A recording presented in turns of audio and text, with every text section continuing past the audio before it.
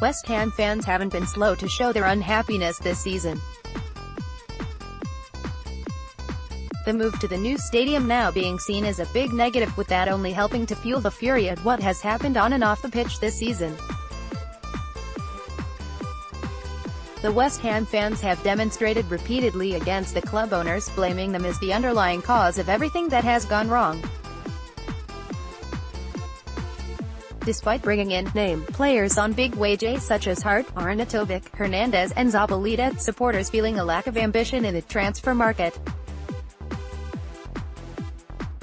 Whilst neither manager has convinced this season, Slaven Bilic was ditched after only 2 wins and 9 points from the opening 11 Premier League games, only for them to be landed with David Moyes. With 6 wins and only 26 points from 24 games, Moyes still had them deep in relegation trouble on 35 points with 3 games to play. However, a win at Leicester last weekend, combined with other results, means that now the Hammers have at last crawled to safety only days before the end of the season.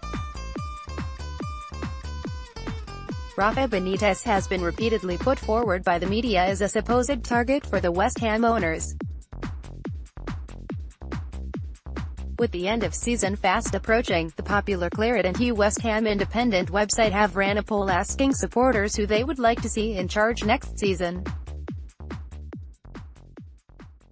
With 4,452 West Ham fans voting, it is a decent sample of public opinion, and there was a very clear winner. Number of votes and percentage share: 1,859, 41.76%, Rafa Benitez 706, 15.90%, Unai Emery 603, 13.54%, David Moyes 576, 12.94%, Thomas Tuchel 357, 8.02%, Marco Silva 349, 7.84%. None of the above. It is a bit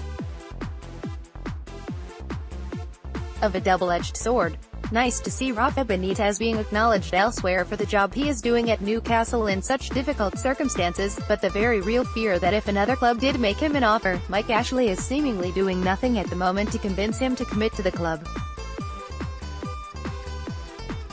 It has long been reported that Rafa Benitez has a buyout clause of £6 million, but that this only lasts until he enters into the final year of his contract, which is this summer. Even if £6 million compensation had to be paid, then that is nothing these days to recruit your main man, when reality is that £6 million would get you a squad player, if you were lucky.